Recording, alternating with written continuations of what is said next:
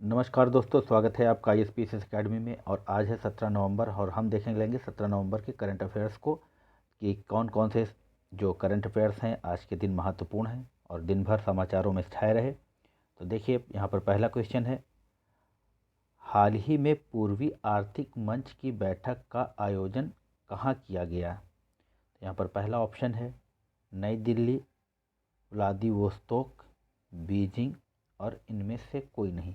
तो जो इसका सही आंसर हो जाएगा वो है बी, व्लादिवोस्तोक। और हम उसकी लोकेशन देख लेंगे व्लादिवोस्तोक की। तो ये है उसकी लोकेशन, यहाँ पर इसको बड़ा करके, ये CF जापान से लगा हुआ है और रूस का सुदूर पूर्व है। ठीक है, तो इसीलिए इसका जो नाम रखा गया है वो रखा गया है आपका पूर्वी आर्थिक मंच। और ये जो स्थान है ये खनिज संसाधनों से भरपूर है, इसलिए भारत की भी दिलचस्पी है यहाँ पर व्यापार करने की। चलिए आगे बढ़ेंगे और नेक्स्ट क्वेश्चन की ओर देख लेंगे। नेक्स्ट क्वेश्चन क्या कह रहा है, हाल ही में किसने बेंगलुरु टेक समिट का उद्घाटन किया? तो यहाँ पर ऑप्शन है नरेंद्र मोदी, ऑप्शन बी है द्रौपदी मुर्मू, सी है नितिन गडकरी और डी है अरविंद केजरीवाल। तो जो इसका सही ऑप्शन है या सही आंसर है वो है नरेंद्र मोदी। चलिए 3 नंबर क्वेश्चन की ओर बढ़ेंगे और देख लेंगे कि 3 नंबर क्वेश्चन क्या कह रहा है, हाल ही में किस दिन दुनिया की आबादी 8 अरब हो गई? तो यहाँ पर पहला ऑप्शन है 16 नवंबर, बी है 15 नवंबर, सी है 14 नवंबर और डी है आपका 17 नवंबर। तो इसका जो सही आंसर है वो है 15 नवंबर, ऑप्शन बी। और ये करीब 1:30 पर कल, यानी कि 15 नवंबर को, माफ़ कीजिएगा, ये 8 अरब हम लोग हो गए। हम सभी मानो कि जो आबादी है वो 8 अरब हो गई। चलिए आगे बढ़ेंगे और 4 नंबर देखेंगे कि हाल ही में जारी जलवायु प्रदर्शन सूचकांक में भारत किस स्थान पर है?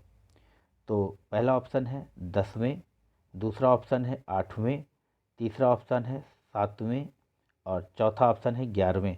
तो जो इसका सही आंसर है वो है 8वें। इससे पहले वो भारत हमारा 10वें स्थान पर था।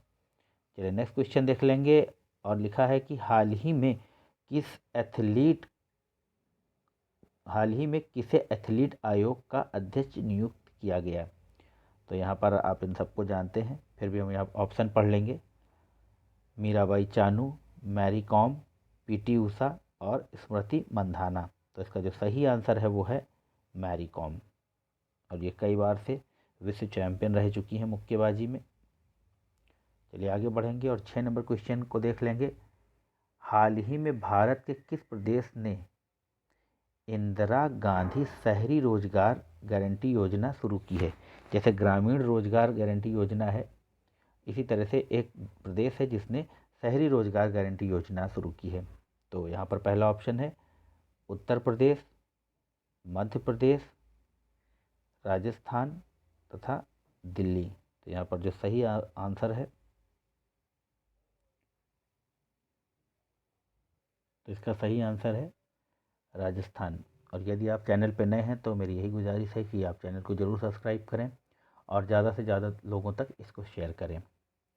चलिए आगे बढ़ेंगे और नेक्स्ट क्वेश्चन देख लेंगे, हाल ही में जारी धर्मशाला घोषणा पत्र किस क्षेत्र से संबंधित है? बहुत ही इम्पोर्टेंट 3 स्टार क्वेश्चन है ये, कि धर्मशाला घोषणा पत्र किससे संबंधित है। और इस तरह के करंट अफेयर्स आपको बहुत जद्दोजहद के बाद मिलेंगे, क्योंकि मैं बहुत 7-8 घंटे इस पर मेहनत करता हूँ, तब आपके लिए 10 क्वेश्चनों का सेट लेके आने पाता हूँ।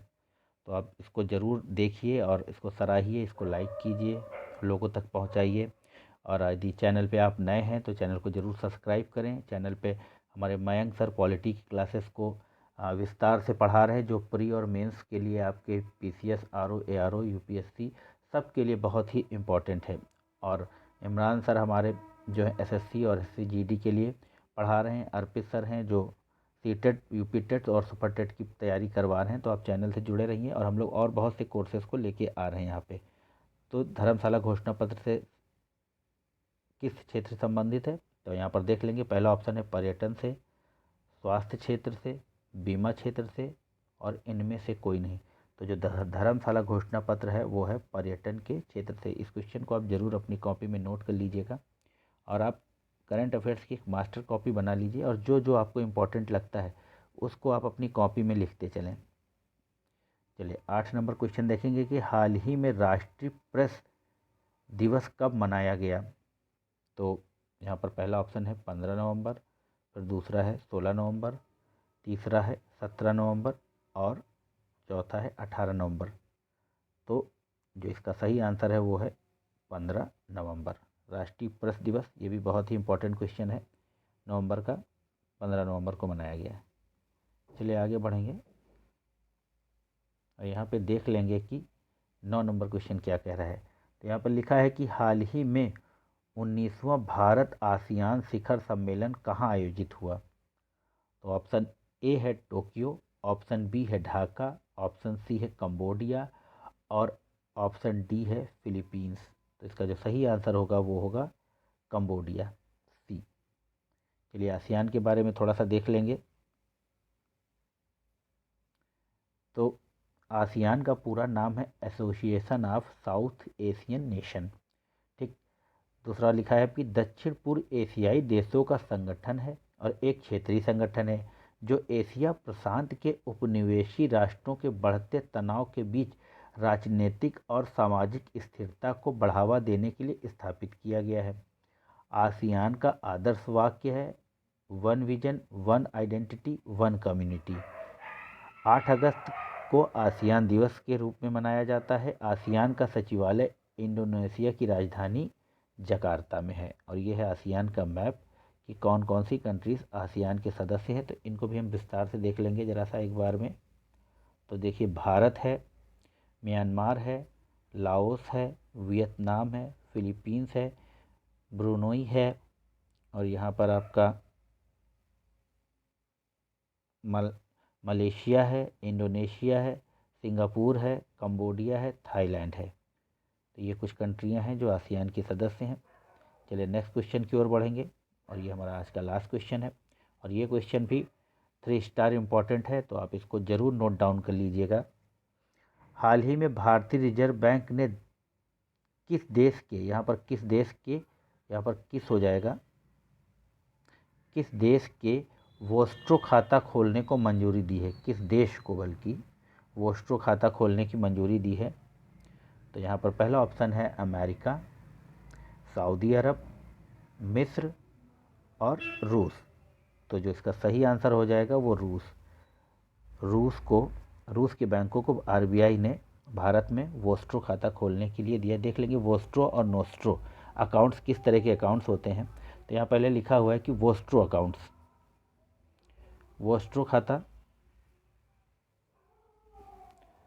तो वोस्ट्रो का जो है अर्थ वह लैटिन भाषा में है तुम्हारा, यानी कि योर्स। खाता खोलने वाले बैंक के लिए नोस्ट्रो खाता एक वोस्ट्रो खाता होता है। अभी इस तरफ नोस्ट्रो भी लिखा, वो भी देख लेंगे। उपर्युक्त उदाहरण में बैंक, जैसे उदाहरण से समझेंगे कि बैंक बी में खुले खाते को इस बैंक के लिए वोस्ट्रो खाता कहा जाएगा और वोस्ट्रो खाता में खाता धारक के बैंक की ओर से भुगतान स्वीकार किया जाता है। यदि कोई व्यक्ति वोस्ट्रो खाते में पैसे जमा करता है तो यह खाता धारक के बैंक में स्थानांतरित कर दिया जाएगा, ठीक है। यानी कि कोई भी व्यक्ति अगर जमा करता है, और नोस्ट्रो और वोस्ट्रो खाते विदेशी मूल्य वर्ग में खोले जाते हैं जैसे कि डॉलर, पाउंड और रियाल वगैरह में, और वोस्ट्रो खाते के माध्यम से घरेलू बैंक वैश्विक बैंकिंग आवश्यकताओं वाले ग्राहकों को अंतर्राष्ट्रीय बैंकिंग सेवाएं प्रदान करते हैं। यानी कि कोई घरेलू बैंक है, मान लो एसबीआई है और एसबीआई में मैंने अपना वोस्ट्रो अकाउंट खोल लिया है और अगर मुझे रूस से कुछ मंगाना है तो वो घरेलू बैंकिंग में, मतलब कि हमारा जो पैसा है यानी कि रुपए में जो एक्सचेंज है वो उसको रुपए में कन्वर्ट करके वहाँ पर उसका पेमेंट कर देंगे। आगे बढ़ेंगे कि वोस्ट्रो खाता सेवाओं में वायर ट्रांसफ़र निष्पादन करना, विदेशी विनिमय करना, जमा और निकासी करना व अंतर्राष्ट्रीय व्यापार में तेजी लाना शामिल है। ठीक है, अब यहाँ पर हो गया ये वोस्ट्रो अकाउंट। अब हम देख लेंगे नोस्ट्रो अकाउंट। यह है नोस्ट्रो खाता। नोस्ट्रो खाता का तात्पर्य है एक बैंक द्वारा दूसरे बैंक में खोले गए खाते से। यानी कि एक बैंक, यानी कि एसबीआई मान लो अपना खाता पंजाब नेशनल बैंक में खोल रही है, इससे ग्राहकों को किसी दूसरे बैंक के खाते में पैसा जमा करने की सुविधा मिलती है। इसका उपयोग अक्सर तब किया जाता है जब किसी बैंक की विदेश में कोई शाखा नहीं होती है। नोस्ट्रो एक लैटिन शब्द है जिसका अर्थ होता है हमारा या आर्स। ठीक है, चलिए यहाँ एक उदाहरण लिखा है, देखते हैं उदाहरण से हम समझ पाते हैं कि नहीं। मान लीजिए कि बैंक ए की रूस में कोई शाखा नहीं है, लेकिन बैंक बी की शाखा रूस में है।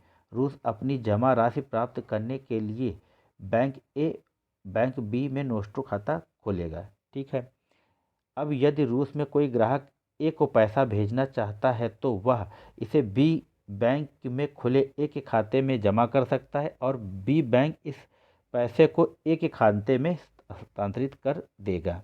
चलिए, बैंक जमा खाते और नोस्ट्रो खाते के बीच मुख्य अंतर यह है कि जमा खाते व्यक्तिगत जमाकर्ताओं के पास होते हैं, जबकि विदेशी संस्थाओं के पास नोस्ट्रो खाता होता है। तो मैं सोचता हूँ आप लोगों को ये समझ में आ गया होगा। और ये थे 17 नवंबर के कुछ महत्वपूर्ण करंट अफेयर्स। आशा है आप लोगों को पसंद आएंगे, और यदि पसंद आते हैं तो चैनल को लाइक कीजिए और इसे शेयर कीजिए, सब्सक्राइब कीजिए, और तब तक के लिए मुझे इजाज़त दीजिए। जय हिंद, जय भारत। आपका दिन शुभ हो। नमस्कार।